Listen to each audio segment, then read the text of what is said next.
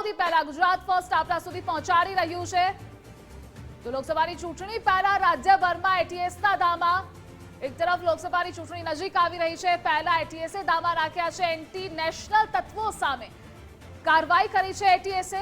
લોકસભાની ચૂંટણી પહેલા રાજ્યભરમાં એટીએસના ધામા, તો જામનગરમાં ગુજરાત એટીએસના ધામા છે, એન્ટી નેશનલ તત્વો સામે આ કાર્યવાહી કરવામાં આવી છે। મોટા અધિકારીઓએ જામનગરમાં દરોડા પાડ્યા છે। દેશ વિરોધી તત્વો સામે એટીએસે આ કાર્યવાહી કરી છે। તો જામનગરમાં ગુજરાત એટીએસે ધામા રાખ્યા છે, જેટલા પણ દેશ વિરોધી તત્વો છે તેની સામે કડક કાર્યવાહી કરવામાં આવશે। એક તરફ ચૂંટણી નજીક આવી રહી છે, પહેલા એટીએસ પણ એક્શન મોડમાં છે।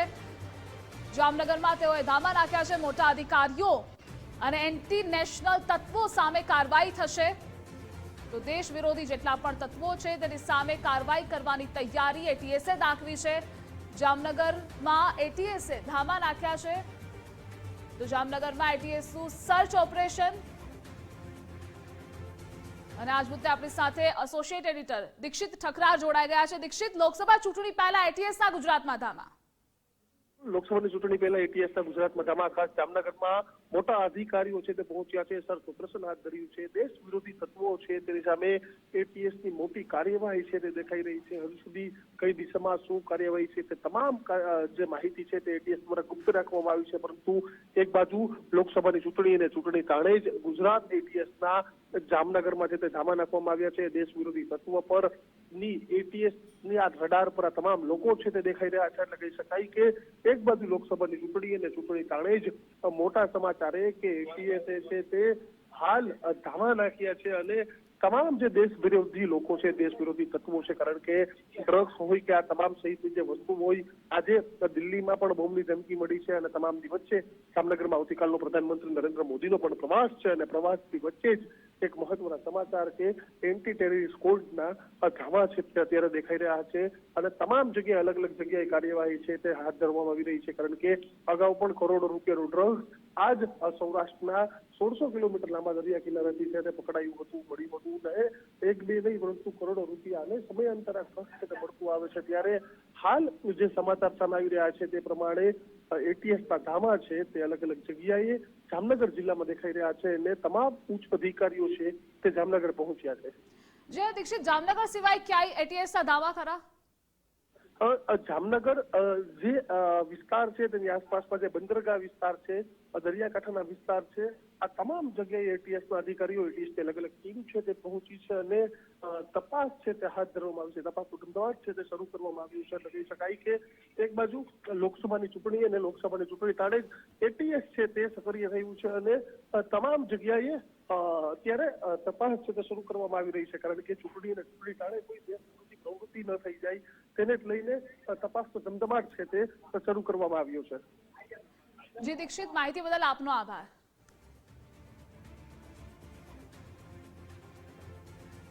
તો મોટા અધિકારીઓએ જામનગરમાં સર્ચ ઓપરેશન હાથ ધર્યું છે। રડાર પર છે જામનગર કે જ્યાં એટીએસ દ્વારા ધામા નાખવામાં આવ્યા છે, સર્ચ ઓપરેશન કરવામાં આવી રહ્યું છે। એક તરફ ચૂંટણી નજીક આવી રહી છે, અને પહેલા એટીએસની આ કાર્યવાહી।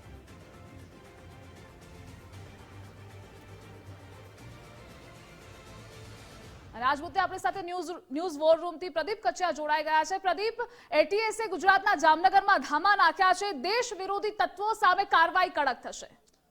બિલકુલ, થોડા દિવસ પહેલા એવી માહિતી મળી હતી કે અમદાવાદના અને સહિત જામનગર સહિત ગુજરાતના તમામ જે મોટા જિલ્લાઓ છે કે જે જગ્યા ઉપરથી દેશ વિરોધી કૃત્ય થતું હોય તે તમામ જગ્યાની નજર જે છે તે એટીએસ રાખી રહ્યું હતું, જેને લઈને એટીએસના ગત મોડી રાતથી જ આ જે ધામા જે છે તે જોવા મળી રહ્યા છે, અને તેની અંદર એટીએસના મોટા અધિકારીઓ જે છે તે પણ ત્યાં સામેલ છે, અને આ તમામ અધિકારીઓ જે છે તે હાલ તો તપાસની તેજ જે છે તે કરી રહી છે। કારણ કે દેશ વિરોધી તત્વો જે આ તમામ તત્વોની સામે કાયદેસરની કાર્યવાહી કરવા માટે આ છેલ્લા કેટલાક દિવસોથી એટીએસની ધ્યાનમાં હતા।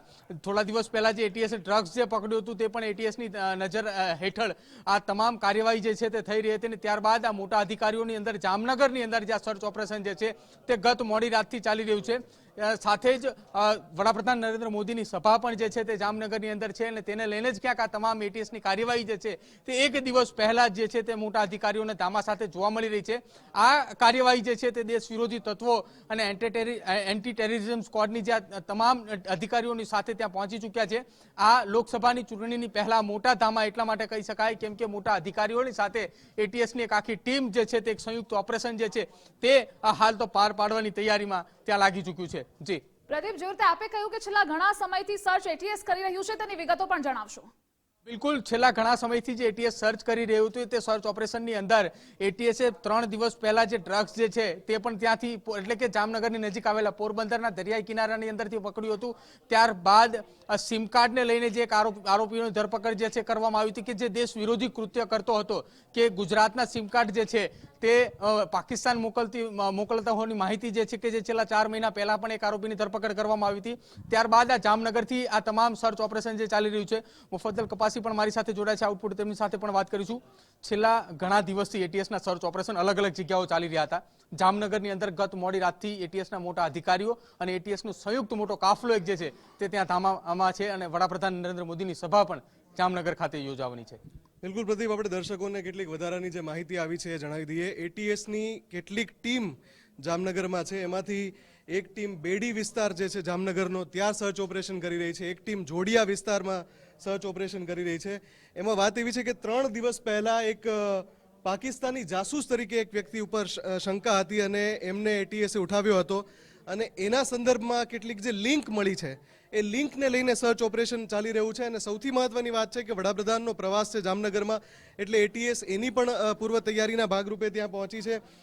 જાસૂસી કાંડ બાદ જામનગરમાં એટીએસની હાજરી છે, એટલે ઘણા બધા મુદ્દાઓ છે કે જે અત્યારે તો તપાસ ચાલી રહી છે. સર્ચ ઓપરેશન એટલે એટીએસ ગુપ્ત રાખી રહી છે, પણ બની શકે કે આગળના સમયમાં આપણને ખબર પડશે કે આ આખી અલગ અલગ ટીમ અને એટીએસના જે મોટા અધિકારીઓ છે તે ત્યાં જામનગરમાં શું તપાસ કરી રહ્યા છે, જે શંકાસ્પદ શખ્સને ઉઠાવાયો એની પાસેથી કઈ કડીઓ મળી છે અને બધી કડીઓ જોડીને આખરે કયું ચિત્ર એટીએસ સમક્ષ ઊભું થાય છે. પ્રદીપ, બિલકુલ, જે છેલ્લા કેટલાક દિવસોથી આ તપાસ ચાલી રહી હતી તે તપાસના પગલે જ એક જાસૂસની જે ધરપકડ કરવામાં આવી છે એ ધરપકડ બાદ તેની પાસેથી જે માહિતી મળી હતી ને તે માહિતીના કારણે જે જામનગરના અલગ અલગ વિસ્તારની અંદર હાલ તો સર્ચ ઓપરેશન ચાલી રહ્યું છે. અને આ સર્ચ ઓપરેશનની સાથે સાથે વડાપ્રધાન નરેન્દ્ર મોદીનો એક ત્યાં જામનગર ખાતે પણ એક ચૂંટણી દરમિયાન પ્રચારનો એક પ્રવાસ જે છે તે પ્રવાસની અંદર પણ કોઈ પણ પ્રકારની ઘટના ના બને અને જેને લઈને જ એટીએસના ધામા જે છે તે જોવા મળી રહ્યા છે. જી ધ્રુવિશા. જી પ્રદીપ, આપ જોડાયેલા રહેજો. આપણી સાથે સંવાદદાતા નથુ આહિર પણ જોડાયેલા છે. નથુ, એક તરફ ચૂંટણી આવી રહી છે, વડાપ્રધાન મોદીનો ગુજરાત પ્રવાસ પણ છે, જામનગરમાં પણ છે. એ પહેલા એટીએસના ધામા કયા વિસ્તારોમાં એટીએસના ધામા છે? જી બિલકુલ થી ધ્રુવિશા, વડાપ્રધાનના આગમન પૂર્વે એટલે કે આવતીકાલે વડાપ્રધાનની જામનગરમાં સભા છે તે પૂર્વે રાજ્યની એટીએસ જામનગર દોડી આવી છે અને ઠેર ઠેર કાર્યવાહી ચાલુ છે. તો કાર્યવાહીની વાત કરવામાં આવે તો જામનગરનો બેડી જે વિસ્તાર છે તે ભૂતકાળમાં ખરડાયેલો છે.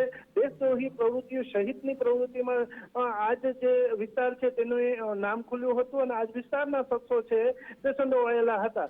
એટલે કે નાપાક પ્રવૃત્તિ માટે બેડી વિસ્તાર છે જે અગાઉ પણ ચોપડે ચડી ચૂક્યો છે અને તાજેતરમાં 3 દિવસ પૂર્વે એટીએસ દ્વારા એક બેડીના શખ્સની જે છે ધરપકડ કરવામાં આવી હતી ને આ શખ્સની પાકિસ્તાની જાસૂસી કરવા સબબ ધરપકડ કરવામાં આવી હતી. એટલે કે આ જે બેડીનો શખ્સ છે તેના નામનું સિમ કાર્ડ કઢાવવામાં આવ્યું હતું અને તે જ સિમ કાર્ડ પાકિસ્તાનમાં મોકલવામાં આવ્યું હતું અને એ જ સિમ કાર્ડના આધારે જમ્મુ કાશ્મીરમાં જે આર્મી છે તેની રેકી કરવામાં આવી હતી અને તેની જાસૂસી કરવામાં આવી હતી. આ બાબતની પુષ્ટિ થતા એટીએસે જામનગરના શખ્સની ધરપકડ કરી છે અને આ ધરપકડ બાદ જે વિગતો સામે આવી છે તેના આધારે એટીએસ ફરી વખત જામનગરમાં આવી છે.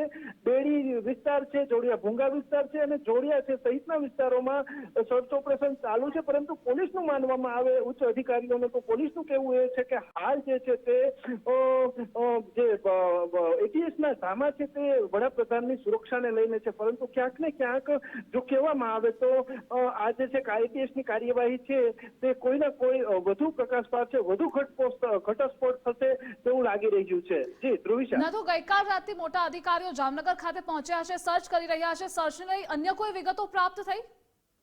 ધ્રુવિશા, છેલ્લા 4 વર્ષની અંદર જે જામનગર શહેર જિલ્લામાં ઉચ્ચ અધિકારીઓ ફરજ બજાવી ગયા છે તેવા તમામ અધિકારીઓને જામનગર બોલાવી લેવામાં આવ્યા અને જામનગરના જુદા જુદા વિસ્તારમાં તેમને જે સભા સ્થળથી માંડીને એરપોર્ટ અને અન્ય જે સંવેદનશીલ વિસ્તારો છે ત્યાં તેમને બંદોબસ્ત ફાળવી દેવામાં આવ્યો છે. એટલે કે વડાપ્રધાનની સિક્યુરિટી વધારી દેવામાં આવી છે. આ જ અધિકારીઓને તેના રૂટ ફાળવી દેવામાં આવ્યું છે. ઉપરાંત એટીએસ ને પણ બોલાવી લેવામાં આવ્યું છે તેમ જામનગરના એસપી નું કહેવું છે. પરંતુ ક્યાંક ને ક્યાંક એટીએસની જે હાલની જે કાર્યવાહી છે તે મોટા ઘટસ્ફોટ કરે તેવું હાલ જે છે ચિત્ર ઉપસી રહ્યું છે.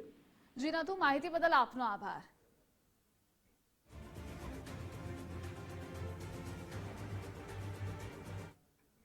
સમાચારો યથાવત રહેશે. હાલ લઈએ એક બ્રેક.